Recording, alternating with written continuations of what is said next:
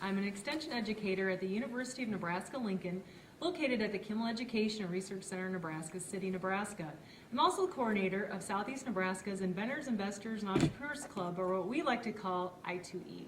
And today we're really excited to have another I2E interview with Jo Morton, founder of Jo Morton Quilts. She's kind of a real jewel here in the Nebraska City area, and we've been really excited that she's been to Kimmel a few times and have gotten to know her through both some classes she's taught here at our location, but also a phone interview. I was able to learn a lot more about Jo and her entrepreneurial experience. So today she's going to share a little bit of that experience with us, because of course a lot of us know some of the best resources out there for entrepreneurs are those who have done it themselves and are doing it. So we really are excited to learn from you today, Jo. Thanks. Well, thanks for having me come today. Well, thank you. And can you tell us a little bit about your entrepreneurial journey and what you've learned along the way? Well, it's been a little over a 20-year journey, and it started with making small little quilts and selling them at folk art shows, and then I branched on into doing quilt patterns, and then in 2000, I published my first book of quilt patterns, and then in 2002, things got really exciting, and I signed on with Andover Fabrics, and I've been designing fabric for them now for 7.5 years.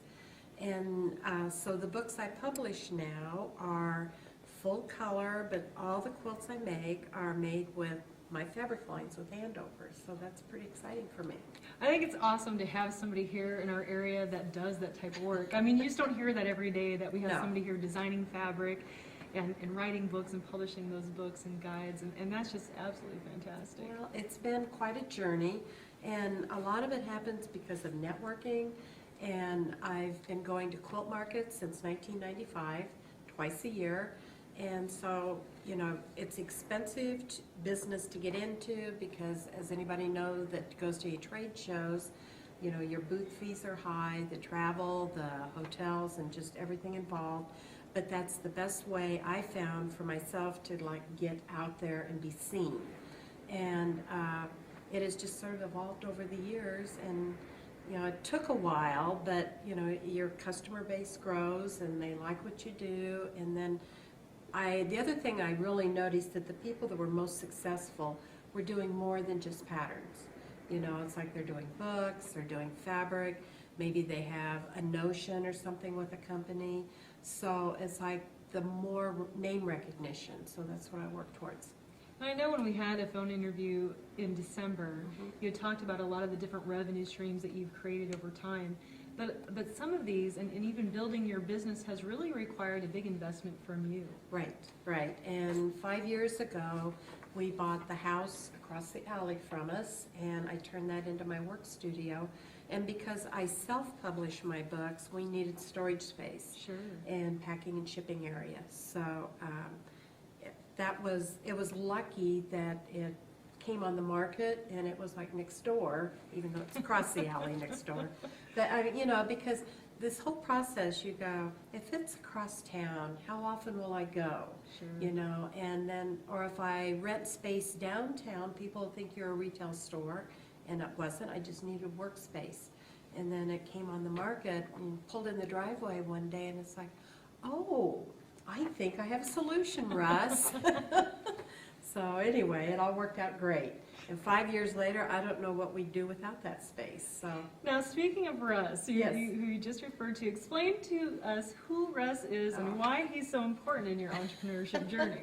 Well, he's my husband, and when you are married, it's a partnership.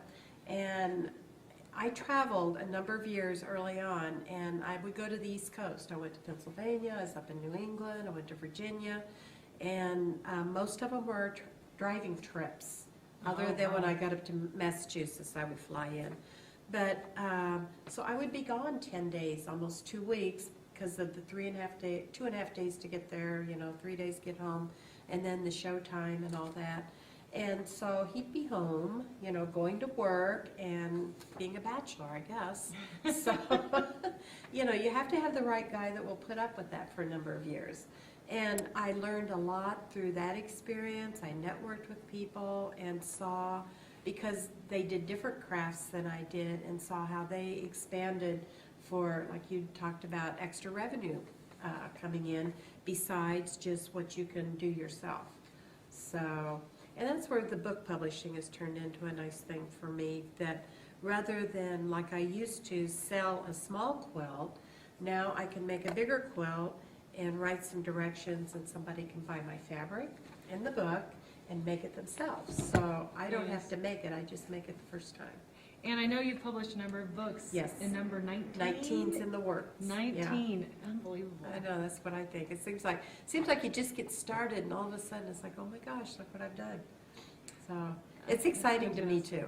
Well, I know when we talked to on our phone interview, you talked about your ability to really know what's right and to stick to your guns Yeah. when working in your business. Well, what I found too is like I have a look that I like,